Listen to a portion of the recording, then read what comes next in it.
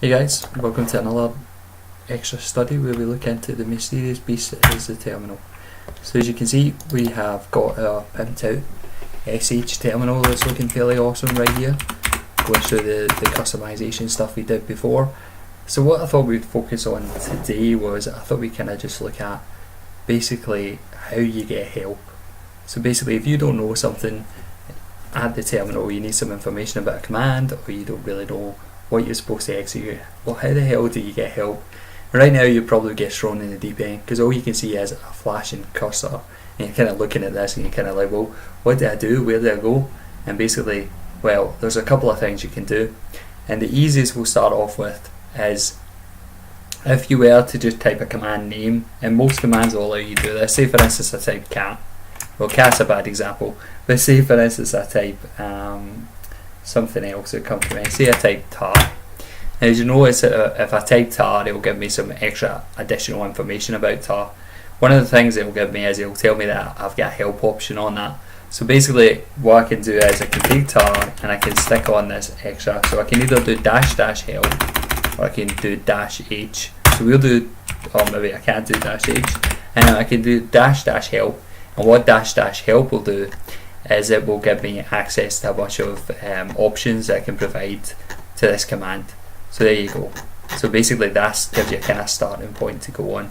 So most commands will allow this. So most of them will allow you to either type nothing with the name, you get some output. So you can try that with less, for instance. We can see that less will tell us we're missing a file name. We can also try --help on less and doing the same thing.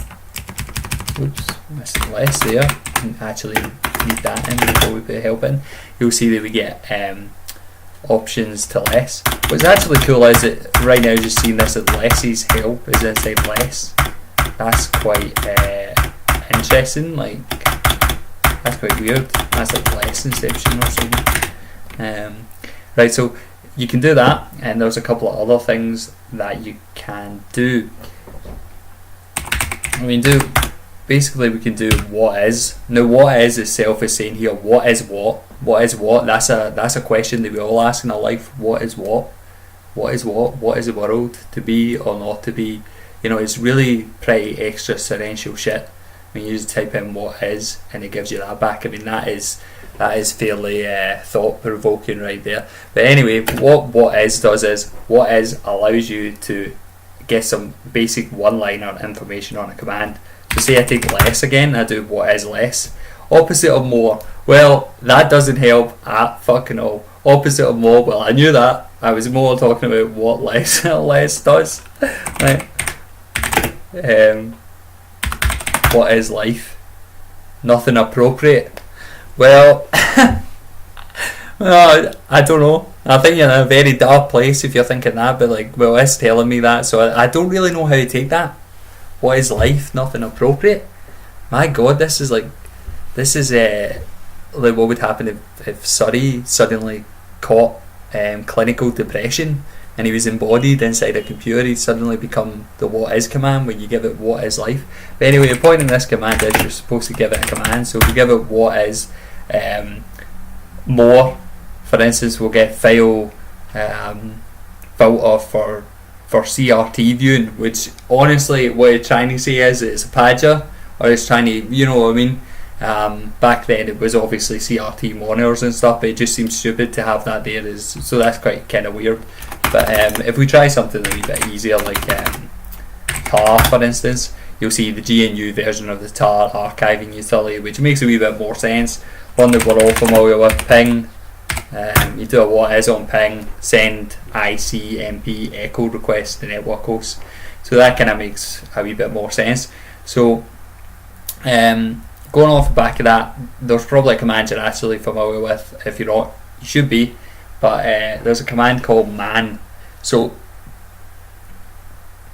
back in the days of Linux where they didn't have internet connections, they didn't have that wonderful invention called Wikipedia, you couldn't actually look up what commands did. So you could actually just open up a Wikipedia article or whatever and put in, I'm looking for ls or I'm looking for less and what's the options or whatever. You would have to use the built-in man pages. So they came up with this concept of man pages, and man pages just means, well, you know, these are articles related to this command. So when I do a man, which is quite interesting as well, I wonder when I do a man I can get information on something. If we go back to less and I do man less, you'll see I'll get all less's options, and funnily enough again I'm inside less on this man page. So every man page that opens up is inside a less thing. So you'll get, what you'll find about man is it's going to be a task to go through a page, because they are a rabbit hole. They are intensely detailed, and you'll look at these things and you'll think to yourself, for instance, looking at this here, you know, it'll just go into a hell of a lot of detail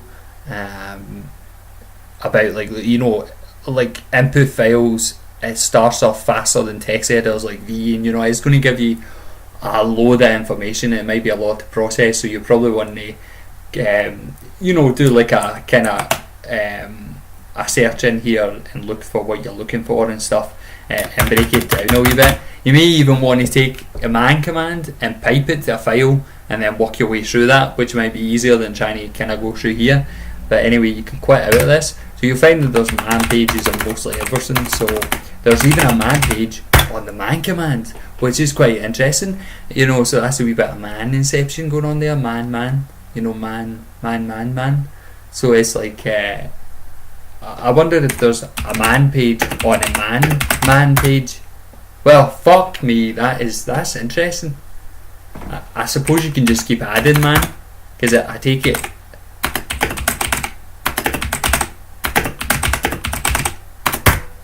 Right, okay, that's weird. But alright, so it's launching loads of mans. So yeah, so man will give you information on a command. So if you're not sure about arguments, think of it like, if you've done programming, think of it like PHP.net. Think of it like an API documentation on a command line. So it's quite useful, because it will give you access to all that kind of stuff. You know, you get access to, you know, like I say, all the commands, all the arguments, all more than you could ever need to know about one command. Now there's another thing, some commands don't have man pages, or they have less detailed man pages. The one that comes to mind is tar. You think that looks less detailed, it's actually just less detailed in comparison to the other ones. You know, which probably give you a whole history and change log at every single command, since you're not. But with an info, there's a thing called an info page. Now what happened was, as far as I understand it, I could be wrong, but info pages were created by GNU. So they looked at man pages, and man are flyovers from like a Unix days.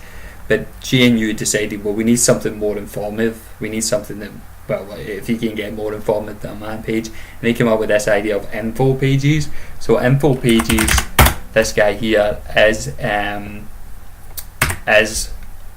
similar to man, but it's for GNU apps. So if I do an info page on something that we know is a G thingamabob app, this guy Vim, something's happened, probably because I don't, Emacs, I don't have Emacs installed, I have tar installed. You'll see we'll get a more detailed version of tar right there.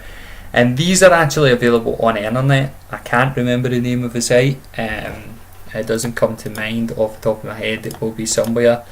That's not going to come up because that's on my second monitor. That's not nice. There we go. So when you do a search, you can actually find the info pages on the web. So somebody's got these info pages.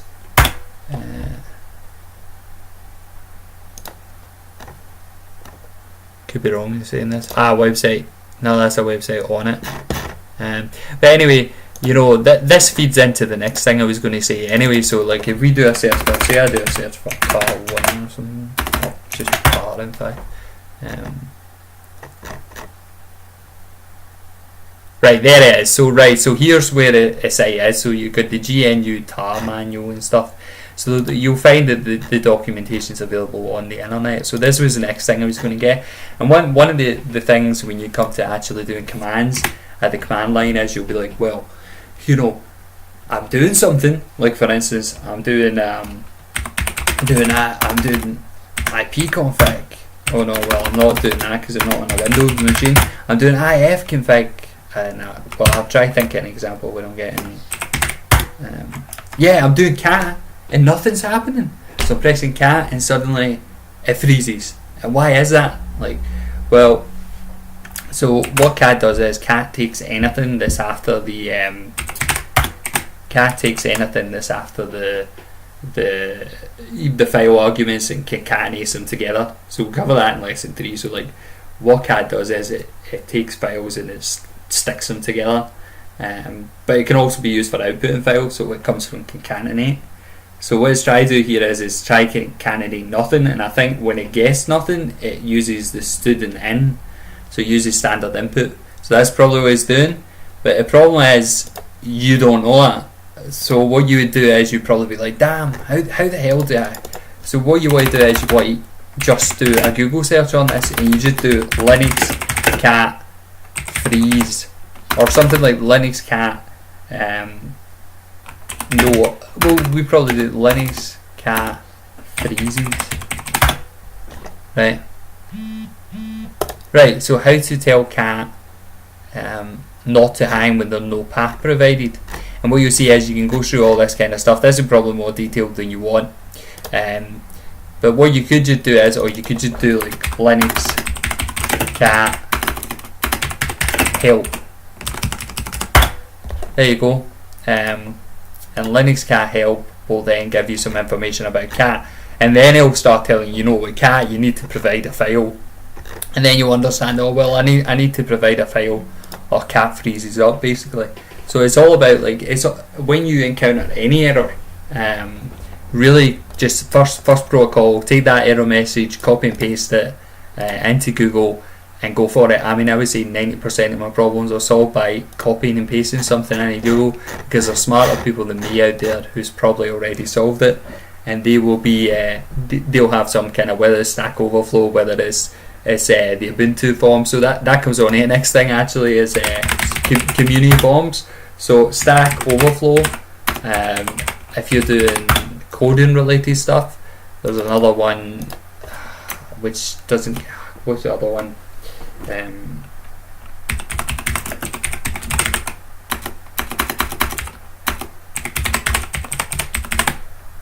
Stack Exchange. So that's it.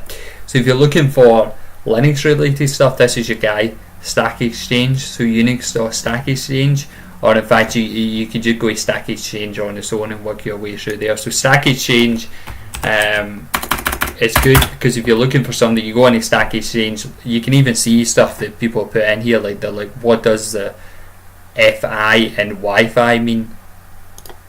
Does a Fi and Wi-Fi mean? Wireless fidelity. That's quite interesting because I don't know that. But you also see that people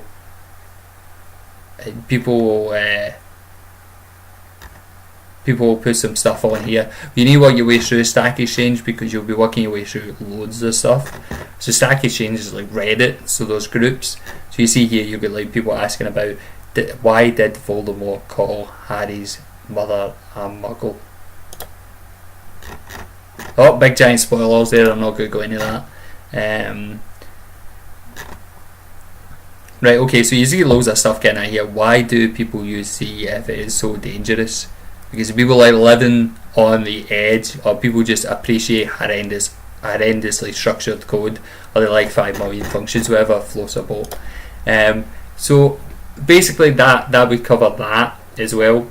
So there's a couple of other stuff you can do. And one of the good things we showed about Zash, which is awesome, we showed Zash's, whoa, it's pasted in there. We showed Zash's, this guy, this awesome, now it's not doing it. Oh, ls, there we go. We showed this awesome guy. So this works for loads of commands. In fact, this works for something like tar. Look at that. Now, who can remember the tar flags? No one. Well, now you can use Zash to show you the, oh, God's sake. Now you can use Zash to show you the tar flags. Look at that bad boy go. So tab completion is fairly good, so make use of tab completion. Another one is, say I'm like, alright, okay, I'm kinda think I know what I want to install, but I don't know what it is. We looked at color test before, so if I do color test, I'm like, no commands found. Zash, you're being annoying here, this is not what I wanted. Maybe I'm looking for a command called rotate. You're still doing it. You are still doing it. Anyway, maybe that's a bash thing. Right, okay, so Zash, you've actually failed us there, Zash. You should be doing that, and you're not. But a nice thing about Bash, which it seems Zash doesn't have, is when I type a command that can't be found, it'll make suggestions for where it could be. So in this case, we can see this one, which I've just made the name up of. It's like, do you mean rotate? Do you mean root? You know, so it's giving you like suggestions of what you mean. So we go back, another one which Zash actually does help us with, or it's not doing it again, but Zash will correct your commands for you. So just try to see here if there is, we help. Yeah, so that kind of covers the basics of that. So what you kind of need, kind of remember is, if you're stuck, start off with thinking to yourself first, so try a dash help or a dash help. So there are two to start with. Try dash help or dash help on the command that you're looking for, and that'll give you some options. If it doesn't do that, or the option don't give you enough information, you want to resort to man pages. If a man page seems kind of simple, not detailed enough, you want to move to the info page. And if you don't find that, you can Google. So if you get hit by an error, like I say, 9 times out of 10, get that bad boy, just Google it, and you'll probably be laughing, because someone on Stack Overflow, Stack Exchange, Ubuntu Forms, they'll have a solution. So that's what I was going to say. Your friends are Stack Exchange. You can also go on Ubuntu Forms if you're using Ubuntu. So Ubuntu Forms, these guys are awesome as well. Loads of people solve your query in there. You've got various ones. Say you've Red Hat. You've got loads of Red Hat discussion forums.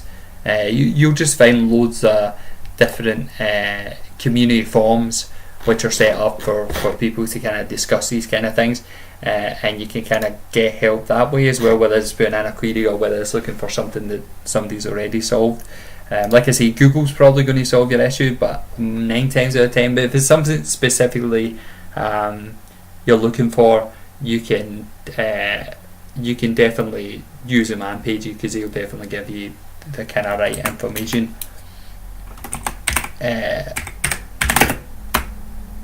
Okay, there's another one that we could cover called locate. Now what locate does is locate actually locates a file. So I don't think this is really related to help, but